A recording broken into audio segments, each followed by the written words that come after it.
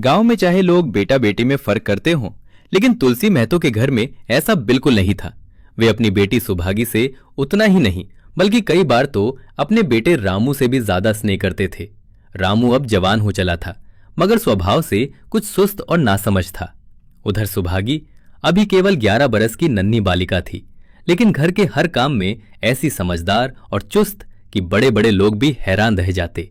चाहे रसोई का काम हो या खेत खलिहान का, सुभागी हर काम इतनी लगन और होशियारी से करती कि उसकी मां लक्ष्मी के मन में हमेशा एक डर समाया रहता, कहीं मेरी इस होनहार बच्ची को किसी की बुरी नजर न लग जाए या देवताओं की ही नजर न पड़ जाए। कहते हैं ना, अच्छे और सुंदर बच्चों को तो भगवान भी जल्दी अपने पास बुला लेते हैं। बस इसी डर से अगर कोई सुभागी की तारीफ करने लगता तो लक्ष्मी तुरंत उसे डांट देती। उसे डर था कहीं ज्यादा प्रशंसा से बच्ची पर नजर न लग जाए। लेकिन किस्मत को शायद कुछ और ही मंजूर था। आज वही प्यारी सी 11 साल की सुभागी अचानक विधवा हो गई थी। ये खबर जैसे ही घर में पहुंची, पूरा घर शोक में डूब गया। आंगन में रोने पीटने की आवाजें गूंजने लगीं। लक्ष्मी जमीन पर गिर गिर कर विलाप कर रही थी और तुलसी महतो अपना सिर पीट पीट कर रो रहे थे। माता पिता को इस तरह बिलखते देखकर नन्ही सुभागी भी रोने लगी। वो बार बार अपनी मां से मासूमियत से पूछती, अम्मा तुम क्यों रोती हो? मैं तो तुम्हें छोड़कर कहीं नहीं जाऊंगी, फिर तुम क्यों रोती हो? उसकी ये भोली भाली बातें सुनकर मां का दिल और भी टूट जाता। लक्ष्मी मन ही मन ईश्वर से शिकायत करने लगती, हे भगवान, ये कैसी लीला है तुम्हारी? तुम्हारा ये खेल दूसरों को दुख देकर ही क्यों पूरा होता है? अगर कोई इंसान ऐसा पागलपन करे तो उसे पागलखाने भेज दिया जाता है, लेकिन तुम जो ये खेल खेलते हो उसका कोई दंड नहीं। वो आकाश की ओर देखकर मानो कह रही थी, लोग तुम्हें दयालु कहते हैं, क्या यही तुम्हारी दया है? उधर छोटी सी सुभागी के मन में भी अपने ही छोटे छोटे ख्याल उमड़ रहे थे। वो सोच रही थी, काश उसके पास बहुत सारे रुपए होते तो वो चुपके से उन्हें एक कोठरी में छिपा देती और फिर एक दिन धीरे से बाजार जाकर अपनी अम्मा के लिए सुंदर सुंदर कपड़े खरीद लाती। और जब दादा किसी कर्ज की बात करते तो वो मुस्कुराकर झट से रुपए निकाल देती। फिर देखती अम्मा और दादा कितने खुश हो जाते और शायद घर में फिर से हंसी लौट आती। समय धीरे धीरे बीतता गया और नन्ही सी सुभागी अब जवान होने लगी। गांव के लोग अब तुलसी महतो को समझाने लगे, अरे तुलसी, अब लड़की बड़ी हो गई है, उसका कहीं घर बसा दो। जवान लड़की का यूं घर में बैठना अच्छा नहीं माना जाता। हमारी बिरादरी में तो इसमें कोई बुराई भी नहीं है, फिर इतनी सोच विचार क्यों? तुलसी महतो गहरी सांस लेकर कहते, भाइयों, मैं तो तैयार हूं, लेकिन जब सुभागी खुद राजी हो, वो तो किसी भी तरह मानती ही नहीं। एक दिन गांव के हरिहर चाचा ने भी सुभागी को प्यार से समझाया, बेटी, हम तुम्हारे ही भले के लिए कहते हैं। माँ बाप अब बूढ़े हो चले हैं, उनका क्या भरोसा, तुम कब तक ऐसे ही बैठी रहोगी? सुभागी ने धीरे से सिर झुका लिया और शांत स्वर में बोली, चाचा, मैं आपकी बात समझती हूं, लेकिन मेरा मन अब घर बसाने को नहीं चाहता। मुझे आराम की कोई चिंता नहीं है। मैं हर कष्ट सहने को तैयार हूं। आप जो काम कहेंगे मैं सिर आंखों पर करूंगी, पर मुझसे फिर से घर बसाने की बात मत कहिए। अगर कभी मेरा चाल चलन खराब दिखे तो आप मेरा सिर काट लेना। अगर मैं अपने सच्चे बाप की बेटी हूं तो अपनी बात की भी पक्की रहूंगी। और फिर इज्जत रखने वाला तो भगवान है, मेरी क्या औकात कि अभी से कुछ और कहूं। उसकी बात सुनकर सब चुप हो गए, लेकिन उसका भाई रामू, जो कुछ उकरे स्वभाव का था, तुनक कर बोला, देखो, अगर तुम ये सोच रही हो कि भैया कमाएंगे और तुम घर बैठकर मौज करोगी तो इस भरोसे में मत रहना। यहां किसी ने भी जन्म भर का ठेका नहीं लिया है। रामू की पत्नी यानी सुभागी की भाभी स्वभाव से रामू से भी 2 कदम आगे थी। वो मटक कर बोली, हमने भी किसी का कर्ज नहीं खाया है कि सारी उम्र किसी को खिलाते रहें। यहां तो खाने को भी बढ़िया चाहिए और पहनने को भी बढ़िया चाहिए। ये सब हमारे बस की बात नहीं है। सुभागी ने उनकी ओर देखा और गर्व भरे शांत स्वर में बोली, भाभी, मैंने कभी आपका सहारा नहीं लिया और भगवान ने चाहा तो आगे भी नहीं लूंगी। आप अपनी चिंता कीजिए, मेरी चिंता करने की जरूरत नहीं। बस उस दिन के बाद से भाभी को जैसे मौका मिल गया। जब उन्हें पता चल गया कि सुभागी दोबारा घर बसाने वाली नहीं है तो वो अक्सर उसे ताने देने लगी। कभी छोटी सी बात पर झगड़ा, कभी बेवजह उलाहना, जैसे उसे रुलाने में ही उन्हें आनंद आता हो। लेकिन सुभागी वो चुपचाप सब सहती रहती। वो रात के आखिरी पहर ही उठ जाती, सबसे पहले कूटना पीसना शुरू करती, फिर चौका बर्तन करती, गोबर के उपले बनाती और उसके बाद खेतों में काम करने चली जाती। दोपहर को लौटकर जल्दी जल्दी खाना बनाती, सबको खिलाती। रात को भी आराम कहाँ, कभी माँ के सिर में तेल लगाती, कभी उनके पांव दबाती। तुलसी महतो को चिलम पीने की आदत थी, तो वो उन्हें बार बार चिलम भरकर देती। जहां तक उसके बस में होता वो माँ बाप को कोई काम करने ही नहीं देती। हाँ, भाई को वो नहीं रोकती थी। वो सोचती, भैया जवान है, अगर वे काम नहीं करेंगे तो घर गृहस्थी कैसे चलेगी। और इसी तरह सुभागी अपने दुख दर्द छिपाकर दिन रात अपने परिवार के लिए जीती चली जा रही थी। लेकिन सुभागी की ये सेवा और त्याग भी सबको अच्छा नहीं लगता था। खास तौर पर रामू को तो ये बात भीतर ही भीतर चुपती रहती थी। वो मन ही मन सोचता, अम्मा और दादा को तो ये तिनका तक उठाने नहीं देती और मुझे ही सारे काम में पीसना चाहती है। ये बात धीरे धीरे उसके दिल में जलन बनकर बैठ गई। एक दिन तो वो इतना क्रोधित हो गया कि अपने आपे से बाहर हो उठा। वो सुभागी के सामने आकर बोला, अगर तुम्हें अम्मा दादा से इतना ही मोह है तो क्यों नहीं उन्हें अलग लेकर रहती हो। तब सेवा करके देखना, पता चल जाएगा कि सेवा मीठी लगती है या कड़वी। दूसरों के बल पर वाहवाही लूटना बहुत आसान है, बहादुर वही है जो अपने बल पर काम करके दिखाए। सुभागी ने ये सब सुना, लेकिन एक शब्द भी नहीं बोली। उसे डर था कि कहीं बात और न बढ़ जाए, मगर ये सब बातें उसके माँ बाप सुन रहे थे। तुलसी महतो से अब रहा नहीं गया। उन्होंने डांटते हुए कहा, क्या बात है रामू, उस बेचारी से क्यों लड़ते हो। रामू झुंझलाकर पास आ गया और बोला, आप क्यों बीच में कूद पड़े, मैं तो उससे बात कर रहा था। तुलसी महतो की आंखों में क्रोध भर आया। उन्होंने कड़े स्वर में कहा, जब तक मैं जिंदा हूं तुम उसे कुछ नहीं कह सकते। मेरे बाद जो जी चाहे करना, लेकिन अभी नहीं। तुम लोगों ने तो इस बेचारी का घर में रहना ही मुश्किल कर दिया है। रामू भी कम उग्र नहीं था। वो बोला, अगर आपको अपनी बेटी इतनी प्यारी है तो उसे गले से बांध कर रखिए, मुझसे तो ये सब अब सहा नहीं जाता। तुलसी महतो ने गहरी सांस ली और भारी स्वर में बोले, अच्छी बात है, अगर तुम्हारी यही इच्छा है तो ऐसा ही होगा। कल मैं गांव के लोगों को बुलाऊंगा और घर का बंटवारा कर दूंगा। तुम चाहे अलग हो जाओ, लेकिन सुभागी मुझसे अलग नहीं हो सकती। उस रात तुलसी महतो देर तक सो नहीं सके। बिस्तर पर लेटे लेटे उन्हें पुरानी बातें याद आने लगी। उन्हें याद आया जब रामू का जन्म हुआ था तो उन्होंने कितनी धूमधाम से उत्सव मनाया था। यहां तक कि उस जलसे के लिए उन्हें कर्ज तक लेना पड़ा था। और जब सुभागी पैदा हुई थी तब घर में रुपए भी थे, फिर भी उन्होंने एक कौड़ी भी खर्च नहीं की थी, क्योंकि तब उन्हें लगता था पुत्र तो रत्न होता है और पुत्री पूर्व जन्म के पापों का दंड। लेकिन आज वो रत्न कितना कठोर और निर्दयी निकला, और जिसे उन्होंने दंड समझा था वही बेटी आज उनके जीवन का सबसे बड़ा सहारा और आशीर्वाद बन गई थी। तुलसी महतो की आंखों में आंसू भर आए। उन्हें लगा, कभी कभी इंसान की सबसे बड़ी भूल यही होती है कि वो बेटे और बेटी के प्रेम में फर्क कर देता है और समय आकर उसकी सोच को आईना दिखा देता है। अगले ही दिन तुलसी महतो ने गांव के कुछ समझदार लोगों को बुला लिया। सब लोग चौपाल पर जमा हुए। तुलसी महतो भारी मन से बोले, पंचो, अब रामू और मेरा एक साथ निभा नहीं हो सकता। घर में दिन रात की किचकिच से मन टूट गया है, इसलिए मैं चाहता हूं कि आप लोग इंसाफ से जो हिस्सा दें उसे लेकर मैं अलग हो जाऊं। कम से कम शांति तो मिलेगी। गांव के मुख्तार बाबू सज्जन सिंह भी वहीं बैठे थे। वे बड़े सज्जन और समझदार आदमी माने जाते थे। उन्होंने तुरंत रामू को बुलवाया और उसे समझाते हुए बोले, क्यों भाई रामू, क्या सचमुच तुम अपने बाप से अलग रहना चाहते हो? तुम्हें शर्म नहीं आती?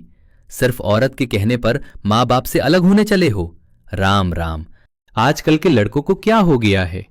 लेकिन रामू के चेहरे पर जरा भी शर्म नहीं थी। वो डिठाई से बोला, जब एक साथ गुजर नहीं होती तो अलग हो जाना ही अच्छा है। सज्जन सिंह ने फिर पूछा, अच्छा बताओ, तुम्हें एक साथ रहने में कष्ट क्या है? रामू ने बेरुखी से जवाब दिया, अगर एक ही बात होती तो बताता, बहुत सी बातें हैं। सज्जन सिंह ने कहा, फिर भी कुछ तो बताओ।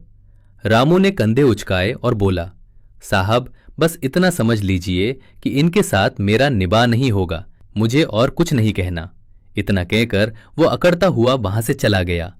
तुलसी महतो ने सबकी ओर देखा। उनकी आंखों में पीड़ा थी। वे बोले, देख लिया आप लोगों ने इसका मिजाज। आप चाहें तो 4 हिस्सों में 3 हिस्से भी इसे दे दें, मुझे कोई ऐतराज नहीं, लेकिन अब मैं इस दुष्ट के साथ नहीं रह सकता। भगवान ने बेटी को दुख दे दिया, नहीं तो मुझे खेती बाड़ी से क्या लेना था। जहां रहता वहीं मेहनत करके खा लेता। भगवान ऐसा बेटा 7वें बैरी को भी ना दे। सची कहा गया है, लड़के से लड़की भली जो कुलवंती होए। इतने में अचानक सुभागी वहां आ पहुंची। उसने सबकी ओर देखा और फिर धीमे स्वर में बोली, दादा, ये सब बाट बखरा मेरे कारण ही हो रहा है, तो मुझे ही क्यों नहीं अलग कर देते। मैं मेहनत मजूरी करके अपना पेट पाल लूंगी। जहां तक मुझसे बन पड़ेगा मैं आपकी सेवा भी करती रहूंगी, लेकिन मैं अलग रहूंगी, क्योंकि अपने कारण घर का यह बंटवारा मुझसे देखा नहीं जाता। मैं अपने माथे ये कलंक नहीं लेना चाहती। तुलसी महतो की आंखें भर आईं।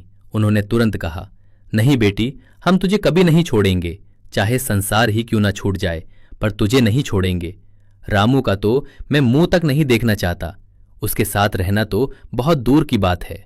तभी रामू की पत्नी, जो अब तक चुप बैठी थी, ताने भरे स्वर में बोली, अगर आप हमारा मुंह नहीं देखना चाहते तो हम भी आपकी पूजा करने को बेताब नहीं हैं। ये सुनते ही तुलसी महतो का खून खौल उठा। वे दांत पीसते हुए उठ खड़े हुए, जैसे बहू को मार बैठेंगे, लेकिन वहां बैठे लोगों ने उन्हें तुरंत पकड़ लिया और माहौल एकदम तनाव से भर गया। बंटवारा हो गया और जैसे ही घर अलग हुआ, तुलसी महतो और लक्ष्मी के जीवन में मानो शांति लौट आई। अब उन्हें किसी बात की चिंता नहीं थी। पहले तो दोनों दिन भर कुछ न कुछ काम करते ही रहते थे। सुभागी लाख मना करती, फिर भी वे हाथ बटाते रहते, लेकिन अब सुभागी ने उन्हें पूरा विश्राम दे दिया। पहले दोनों दूध और घी को तरसते थे, पर सुभागी ने धीरे धीरे कुछ रुपए बचाए और एक दिन एक भैंस खरीद लाई। बुरे लोगों के लिए भोजन ही तो जीवन का सहारा होता है। अगर अच्छा भोजन ना मिले तो शरीर कैसे टिके। जब तुलसी महतो को ये बात पता चली तो उन्होंने बहुत विरोध किया। बोले, अरे बेटी, घर का काम क्या कम है जो तू ये नया झंझट पाल लाई। सुभागी मुस्कुराकर उन्हें बहलाने लगी। दादा, दूध के बिना मुझे खाना अच्छा ही नहीं लगता। ये सुनकर लक्ष्मी हंस पड़ी। वो बोली, बेटी, तू झूठ कब से बोलने लगी। तू तो कभी दूध हाथ से भी नहीं छूती। पीने की बात तो दूर है, सारा दूध तो हम दोनों के पेट में ठूस देती है। धीरे धीरे पूरे गांव में सुभागी की चर्चा होने लगी। जहां देखो हर किसी के मुंह से उसी की तारीफ। लोग कहते, ये लड़की नहीं, देवी है देवी। 2 आदमियों का काम अकेले करती है और ऊपर से माँ बाप की इतनी सेवा। गांव के सज्जन सज्जन सिंह तो यहां तक कहते, ये कोई साधारण लड़की नहीं, पिछले जन्म की देवी है। लेकिन शायद तुलसी महतो के भाग्य में ये सुख बहुत दिनों तक लिखा नहीं था। करीब 7-8 दिनों से उन्हें तेज बुखार चढ़ा हुआ था। हालत ये थी कि देह पर कपड़े का एक धागा भी नहीं रहने देते। लक्ष्मी पास बैठी रो रही थी और सुभागी हाथ में पानी लिए खड़ी थी। अभी कुछ ही क्षण पहले महतो ने पानी मांगा था, लेकिन जब तक सुभागी पानी लेकर लौटी, उनकी हालत अचानक बिगड़ गई। सांस जैसे डूबने लगी और हाथ पांव ठंडे पड़ने लगे। ये हालत देखते ही सुभागी घबराकर रामू के घर दौड़ी। उसने हाफते हुए कहा, भैया चलो जल्दी, आज दादा की हालत ठीक नहीं लगती। 7 दिन से बुखार उतर ही नहीं रहा। लेकिन रामू, वो तो चारपाई पर आराम से लेटा हुआ था। उसने बिना उठे ही बेरुखी से कहा, तो क्या मैं डॉक्टर या हकीम हूं कि जाकर देखूं। जब तक वे अच्छे थे तब तक तो तुम ही उनके गले का हार बनी रहती थी। अब जब मरने लगे हैं तो मुझे बुलाने आई हो। उसी समय उसकी पत्नी अंदर से बाहर आई। उसने चिंता से पूछा, दीदी, दादा को क्या हुआ है। लेकिन सुभागी के बोलने से पहले ही रामू हंसकर बोल पड़ा, अरे हुआ क्या है, कोई अभी मर थोड़े ही रहे हैं। ये सुनकर सुभागी का दिल जैसे टूट गया। उसने रामू से फिर एक शब्द भी नहीं कहा। वो चुपचाप वहां से मुड़ी और सीधे सज्जन सिंह के घर चली गई। उसके जाते ही रामू हंसकर अपनी पत्नी से बोला, देखा, त्रिया चरित्र इसी को कहते हैं। लेकिन उसे क्या पता था, जिसे वो नाटक समझ रहा है, वो एक बेटी का अपने पिता के लिए सच्चा दर्द था। रामू की पत्नी ने उसकी ओर देखा और बोली, इसमें त्रिया चरित्र की कौन सी बात है, जाकर देख क्यों नहीं आते। रामू ने बेरुखी से कहा, मैं नहीं जाने वाला।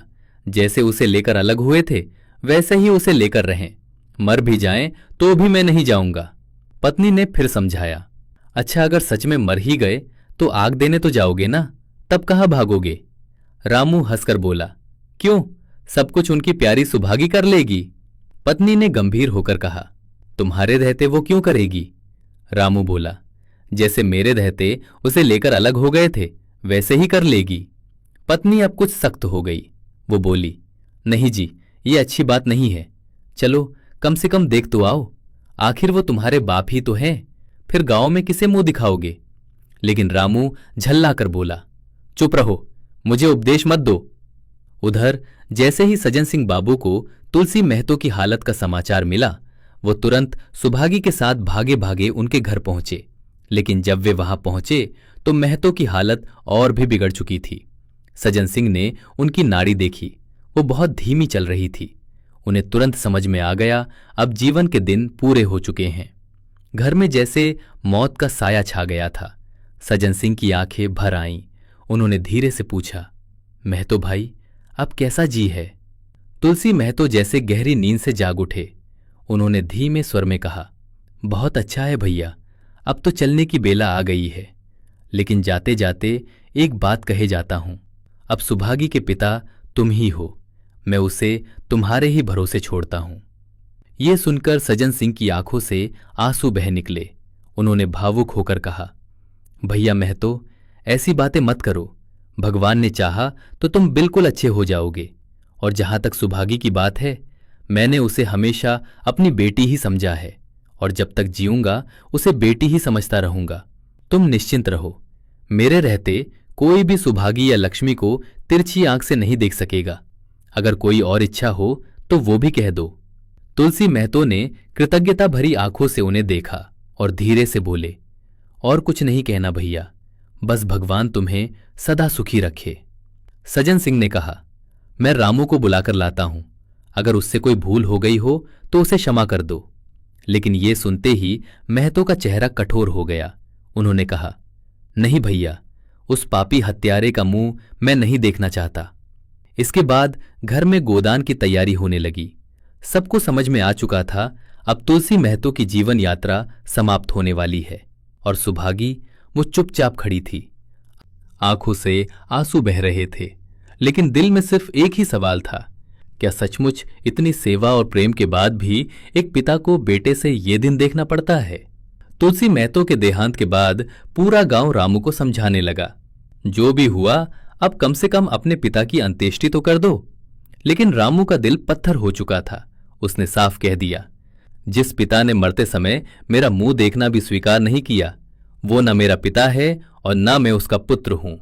ये सुनकर गांव वाले भी सन्न रह गए। आखिरकार तुलसी महतो की दाह क्रिया लक्ष्मी ने ही की। लेकिन इन कुछ ही दिनों में सुभागी ने ना जाने कहां से इतने रुपए जमा कर लिए कि जब तेरही का सामान आने लगा तो पूरे गांव की आंखें खुली रह गईं। बर्तन, कपड़े, घी, शक्कर, हर चीज इतनी मात्रा में थी कि किसी को विश्वास ही नहीं हो रहा था। सब लोग आपस में कहने लगे, ये लड़की नहीं, सचमुच देवी है। लेकिन रामू, वो ये सब देखकर भीतर ही भीतर जल रहा था। और सुभागी भी मानो उसे ये दिखाना चाहती थी कि एक अबला क्या कर सकती है। इसलिए वो जानबूझकर सबको सामान दिखाती, ताकि रामू देखे और उसका अहंकार टूटे। लक्ष्मी ने धीरे से समझाया, बेटी, घर देखकर खर्च करो, अब कोई कमाने वाला नहीं रहा, अब तो खुद ही कुआं खोदना है और खुद ही पानी पीना है। लेकिन सुभागी ने दृढ़ स्वर में कहा, अम्मा, बाबूजी का काम तो धूमधाम से ही होगा, चाहे घर रहे या चला जाए। बाबूजी अब फिर थोड़े ही लौट कर आएंगे, और मैं भैया को दिखा देना चाहती हूं कि एक अबला क्या कर सकती है। वो समझते होंगे कि इन दोनों से कुछ ना होगा। मैं उनका ये घमंड तोड़ दूंगी। लक्ष्मी चुप हो गई। तेरही के दिन 8 गांव के ब्राह्मणों का भोज हुआ। चारों ओर सुभागी की ही चर्चा होने लगी। हर कोई कह रहा था, ऐसी बेटी भाग्य से मिलती है। शाम ढलने लगी। लोग भोजन करके जा चुके थे। लक्ष्मी थककर सो गई थी, लेकिन सुभागी, वो अभी भी जाग रही थी। वो बचे हुए सामान को एक एक करके समेट रही थी। तभी सज्जन सिंह ठाकुर वहां आ पहुंचे। उन्होंने प्यार से कहा, अब तुम भी आराम करो बेटी, बाकी काम सुबह कर लेना। सुभागी मुस्कुराकर बोली, मैं अभी थकी नहीं हूं दादा। आपने हिसाब लगाया, कुल कितने रुपए खर्च हुए? सज्जन सिंह ने कहा, ये पूछकर क्या करोगी बेटी? सुभागी बोली, कुछ नहीं, बस यूं ही पूछ रही थी। सज्जन सिंह ने कहा, कोई 300 रुपए खर्च हुए होंगे। ये सुनकर सुभागी थोड़ा झिझकी, फिर धीरे से बोली, मैं इन रुपयों की देनदार हूं। सज्जन सिंह ने आश्चर्य से कहा, अरे बेटी, मैं तुमसे रुपए मांगता नहीं। मैं तो मेरे मित्र और भाई थे, उनके लिए इतना करना मेरा भी धर्म है। सुभागी ने विनम्रता से कहा, आपकी यही दया क्या कम है कि आपने मुझ पर इतना विश्वास किया? मुझे कौन 300 रुपए उधार देता? सज्जन सिंह कुछ क्षण चुप हो गए। वो मन ही मन सोचने लगे, इस अबला की धर्मनिष्ठा, कर्तव्य और स्वाभिमान की भावना, आखिर इसकी सीमा भी कहीं है या नहीं? और सच तो ये था कि उस दिन पूरा गांव समझ गया था, जिसे लोग अबला समझते हैं वो जब ठान ले तो साहस, त्याग और आत्मसम्मान में किसी से भी कम नहीं होती। लक्ष्मी वो उन स्त्रियों में से थी जिनके लिए पति का वियोग मानो जीवन के स्रोत का सूख जाना होता है। 50 वर्षों तक जिसके साथ हर सुख दुख बांटा, जब वही साथ छूट जाए तो जीवन पहाड़ जैसा भारी लगने लगता है। अब लक्ष्मी को ऐसा लगने लगा था जैसे उसकी बुद्धि, उसका बल और उसका सहारा सब छिन गया हो। कितनी बार उसने भगवान से प्रार्थना की थी, हे प्रभु, मुझे मेरे स्वामी से पहले उठा लेना, लेकिन भगवान ने उसकी ये विनती स्वीकार नहीं की। अब उसके मन में एक अजीब सवाल उठता, अगर मौत पर हमारा बस नहीं तो क्या जीवन पर भी हमारा कोई अधिकार नहीं? वही लक्ष्मी जो कभी पूरे गांव में अपनी समझदारी के लिए प्रसिद्ध थी, जो दूसरों को सीख देती थी, आज वो मानो बिल्कुल असहाय और टूटी हुई हो गई थी। उस दिन के बाद से लक्ष्मी का दाना पानी ही छूट गया। सुभागी लाख आग्रह करती, उसे चौके तक ले जाती, लेकिन जब वो कौर मुंह में रखती तो वो गले से नीचे ही नहीं उतरता। आखिर 50 वर्षों में एक दिन भी ऐसा नहीं हुआ था कि उसने पति से पहले भोजन किया हो। अब वो नियम कैसे तोड़ देती? धीरे धीरे उसे खांसी आने लगी और कमजोरी ने उसे बिस्तर पर ला गिराया। अब सुभागी किसे संभाले और क्या करे?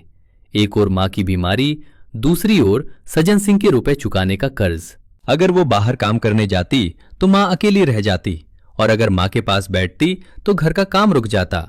मां की हालत देखकर सुभागी समझ गई, अब इनका बुलावा भी आ चुका है, क्योंकि तुलसी महतो को भी यही बुखार हुआ था। गांव में भी किसी को इतना समय नहीं था कि बार बार आकर देखभाल करे। हाँ, सज्जन सिंह दिन में 2 बार जरूर आते, लक्ष्मी को देखते, दवा पिलाते, सुभागी को ढाढ़स बंधाते और फिर चुपचाप चले जाते। लेकिन लक्ष्मी की हालत दिन ब दिन बिगड़ती ही गई और आखिर 15वें दिन वो भी इस संसार को छोड़कर चली गई। अंतिम समय रामू भी आया था। वो मां के चरण छूना चाहता था, लेकिन लक्ष्मी ने उसे ऐसी कड़ी झिड़की दी कि वो पास भी न जा सका। फिर उसने सुभागी की ओर देखा और कांपते हाथों से उसे आशीर्वाद दिया, बेटी, तुम्हारे जैसी बेटी पाकर मैं तर गई। मेरे क्रियाकर्म भी तुम ही करना, और भगवान से मेरी बस यही प्रार्थना है कि अगले जन्म में भी तुम ही मेरी कोख से जन्म लो। मां के जाने के बाद अब सुभागी के जीवन में बस एक ही लक्ष्य बचा था, सज्जन सिंह का कर्ज चुकाना। पिता के क्रियाकर्म में 300 रुपए लग चुके थे, मां के संस्कार में करीब 200 रुपए और, कुल मिलाकर 500 रुपए का कर्ज, और उसे चुकाने वाली एक अकेली सुभागी। लेकिन उसने हिम्मत नहीं हारी। 3 साल तक सुभागी ने न रात को रात समझा और न दिन को दिन। उसकी मेहनत देखकर गांव वाले दंग रह जाते। दिन भर खेतों में काम करती और रात को 4-4 पसेरी आटा पीस डालती। हर महीने के 30वें दिन वो 15 रुपए लेकर सज्जन सिंह के पास पहुंच जाती, और ये नियम कभी नहीं टूटता, मानो ये उसके जीवन का अटल नियम बन गया हो। धीरे धीरे उसकी चर्चा चारों ओर फैल गई। अब कई जगह से उसके विवाह के प्रस्ताव आने लगे। हर कोई चाहता था कि सुभागी उसके घर की बहू बने। लोग कहते, जिस घर सुभागी जाएगी उस घर का भाग्य चमक जाएगा। लेकिन सुभागी हर बार बस एक ही जवाब देती, अभी वो दिन नहीं आया, क्योंकि उसके जीवन में अब भी एक कर्तव्य बाकी था, अपना वचन निभाने का। समय बीतता गया। अब चारों ओर से सुभागी के विवाह के प्रस्ताव आने लगे। गांव गांव में उसकी चर्चा थी। हर कोई यही कहता, जिस घर सुभागी जाएगी उस घर के भाग्य खुल जाएंगे। लेकिन जब भी कोई उससे सगाई की बात करता, सुभागी बस मुस्कुराकर एक ही जवाब देती, अभी वो दिन नहीं आया, क्योंकि उसके जीवन में अभी एक अधूरा व्रत बाकी था। और फिर वो दिन भी आ गया जिस दिन सुभागी ने सज्जन सिंह के रुपए की आखिरी किस्त चुका दी। उस दिन उसकी खुशी का कोई ठिकाना ही नहीं था। आज उसके जीवन का सबसे कठोर व्रत पूरा हो चुका था। अब वो हल्के कदमों से घर लौटने लगी। तभी सज्जन सिंह ने उसे पुकारा, बेटी, तुमसे मेरी एक प्रार्थना है। सुभागी रुक गई। सज्जन सिंह बोले, कहूं या न कहूं ये सोच रहा हूं, लेकिन पहले वचन दो कि मेरी बात मानोगी। सुभागी ने कृतज्ञता भरी आंखों से उनकी ओर देखा और बोली, दादा, आपकी बात न मानूंगी तो किसकी मानूंगी? मेरा तो रोया रोया आपका ऋणी है। सज्जन सिंह मुस्कुराए और बोले, अगर तुम्हारे मन में अब भी ये भाव है तो मैं कुछ नहीं कहूंगा, क्योंकि अब तक तुम खुद को मेरा देनदार समझती थीं, लेकिन आज तुमने सारे रुपए चुका दिए हैं। अब मेरा तुम पर रत्ती भर भी एहसान नहीं है। अब बताओ, क्या मैं अपनी बात कहूं? सुभागी ने सिर झुकाकर कहा, आपकी जो आज्ञा हो। सज्जन सिंह ने गंभीर होकर कहा, लेकिन एक बात याद रखना, इनकार मत करना। अगर तुमने मना किया तो मैं तुम्हें अपना मुंह नहीं दिखाऊंगा। सुभागी चौंक कर बोली, दादा, ऐसी कौन सी आज्ञा है? सज्जन सिंह ने धीरे से कहा, मेरी इच्छा है कि तुम मेरी बहू बनकर मेरे घर को पवित्र करो। मैं जात पात का बहुत मानने वाला आदमी हूं, लेकिन तुमने मेरे सारे बंधन तोड़ दिए। मेरा बेटा तुम्हारे नाम का पुजारी है, तुम उसे कई बार देख चुकी हो।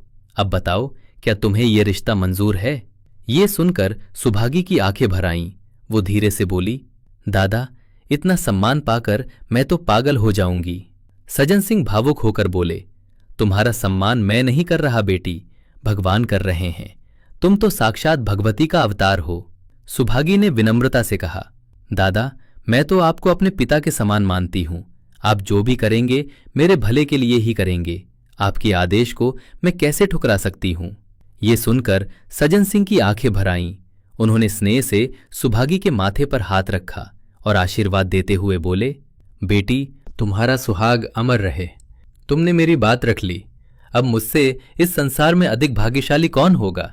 और सच तो ये था, उस दिन केवल सज्जन सिंह ही नहीं बल्कि पूरा गांव समझ गया था कि सुभागी केवल एक लड़की नहीं, बल्कि त्याग, साहस और पवित्रता की वो ज्योति है जो अंधकार में भी मानवता का रास्ता रोशन करती है। दोस्तों, यही थी महान लेखक मुंशी प्रेमचंद की भावुक और प्रेरणादायक कहानी सुभागी। इस कहानी ने हमें ये सिखाया कि त्याग, कर्तव्य और सच्चे प्रेम से बड़ा इस दुनिया में कोई धर्म नहीं होता। और आज के हमारे नियमित श्रोता हैं, जो सब्सक्राइबर भी हैं, उनका तहे दिल से धन्यवाद करते हैं।